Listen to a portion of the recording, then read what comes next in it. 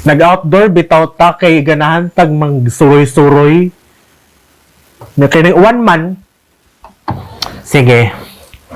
So maayong hapon gyapon ninyong tanan no. Maayo gyapon atong hapon karon. But anyways, let's continue our topic. And we have finished talking about the centroid of a curve and centroid of an area, right? And we have learned nga na yung mga basic na formulas nga itong gamiton in order to determine the centroid of an area. And I left you a question on how to determine a centroid of composite bodies. Let me first ask you, what are composite bodies? And well, of course, the goal for this lesson is to determine the centroid of a composite body. Okay? When you are going to define a composite body di ay consists of a series of connected simpler shaped bodies. When you say simpler shaped bodies, then probably these are rectangles, these are circles, these are triangles, and these shapes are well-defined shapes. These bodies can often be sectioned and divided into its composite parts, and assuming that the center of gravity, the weight of these bodies are known.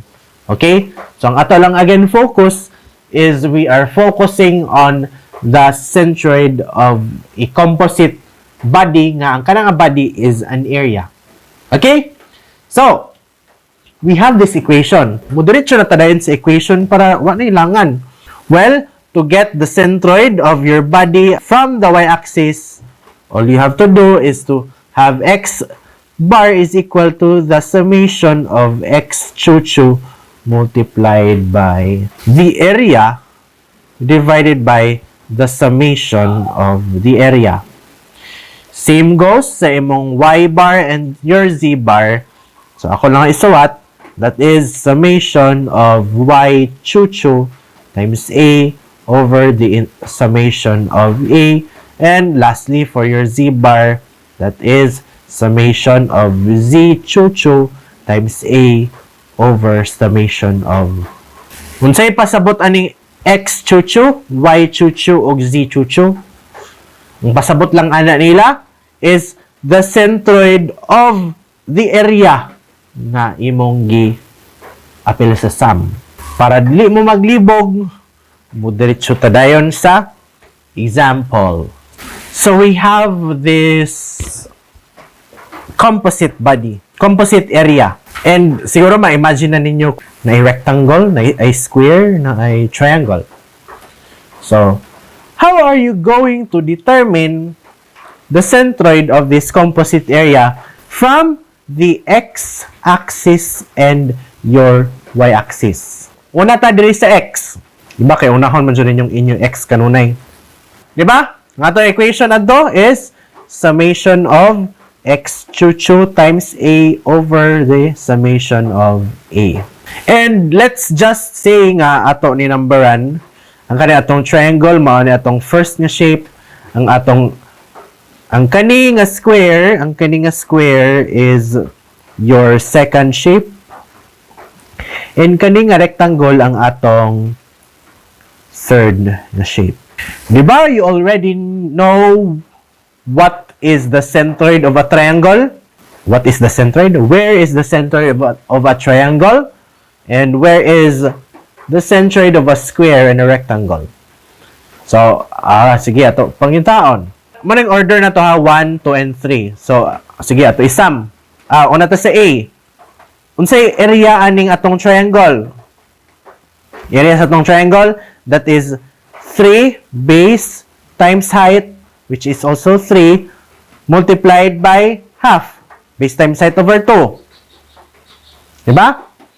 Kung sa may mong x chu-chu, asa ang centroid aning area from your y-axis? Kay mao na ang atong x chu-chu. So again, as you can recall, from the highest side of the triangle, that is 1 meter. Sunod, plus Dito sa square. Kaning kaduha na to. Sa area sa tong square. Length times width. That is 3 times 3. So, this is your A2. Mo ni imong x chuchu 1. And what is your x chuchu 2? That is 3. Diba kay mo ning centroid sa atong square? So, that is 3 divided by 2, 1.5 meters. This is your x2 chuchu. Oh, wait. Kani siya, dapat ni siya negative. Ganun negative man na siya because this is located left side from your y-axis. This, diba? This one is located left side from your y-axis. Positive ning isa because this is located right side from your y-axis. Okay? So that is minus 1.5. And last sa atong third ni area. So na po ni rectangle. So length times width. So 1 times 2. Diba? And then multiplied by the centroid of that rectangle, which is negative. So, 2 plus 0.5. Diba? Kay 2 plus half sa 1.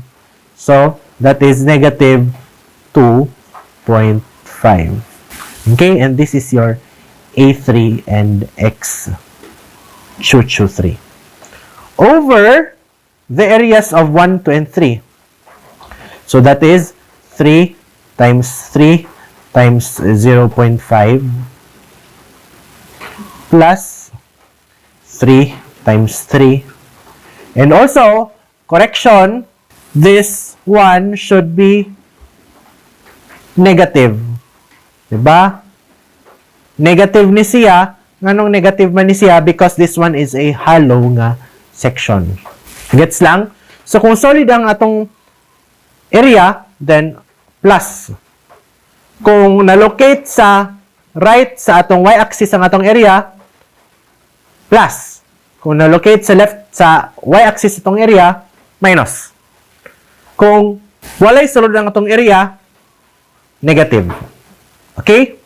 And last, dari, minus 1 times 2.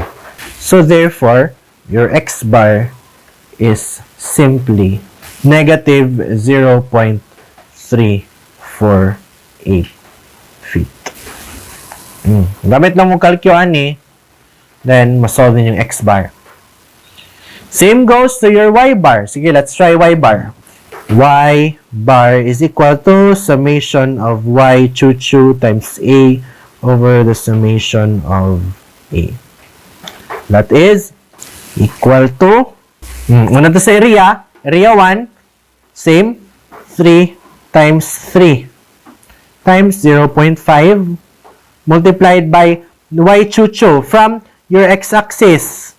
Distance na niya from the x-axis, diba, mga centroid. So, still that is 1 foot. Oy, I realized nga nung meter ako gamit dira. Dapat din na meter foot na yun na. Okay? Next. Plus, second area, that is 3 times 3. And then, your y chuchu is 1.5. Positive siya because this is located above the x-axis. Of course, this one is also positive. Obviously. And then, minus kay halo na po datong third ng area. So, that is 1 times 2. Multiplied by the location of this centroid ani. Diba? Ang centroid ani is sa ani nga length is 1. So, 1 plus 1. So, that is 2 feet. Divided by the area, the sum of the area, 3 times 3 times 0.5 plus 3 times 3 minus 1 times 2. And you will have an answer sa imong y bar as 1.22 feet. So therefore, di ay, sa aning imong area nga naa diri, Ang centroid ani niya is probably located, so sa imong x 0.348, so probably na siya diri 0.348, negative 0.348. Sa imong y is 1.22, so let's say na diri 1.22. So this is your centroid, and that is negative 0.348 comma 1.22. So this is the answer. This is the centroid of your composite body. So now, if you don't know what is the centroid of the basic shapes, kaya naman tayo semicircle, no. Huwag mo siguro mo kibaon sa centroid sa semicircle or sa quarter circle. Then, maani ang mga centroid sa ani nga mga basic shapes.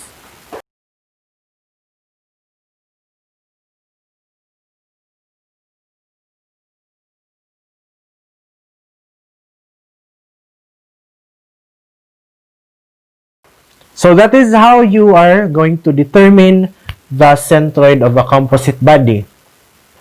So as a summary of our 2 lessons for this meeting, first, you already knew how to solve for the centroid x and y bars on an area by, if given ang imong area is a curve, and you have that equation, x bar is equal to the integration of x chu times dA over integral of dA. So imong y bar, same. And also, you also learned how to determine the centroid of a composite nga body or composite nga area. And gamay lang akong gipanghatag ng examples karon because these are basic topics.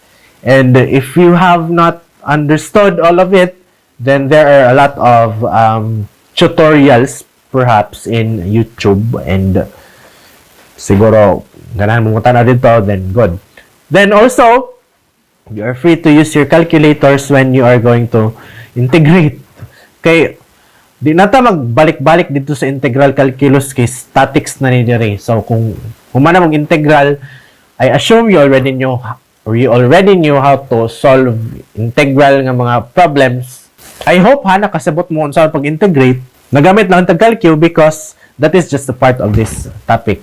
Next meeting will be our last meeting, and we will be talking another chapter. And I hope that you are excited. Really excited nga last na lang nato, pero excited to learn. Okay? So see you again on the next meeting. Peace.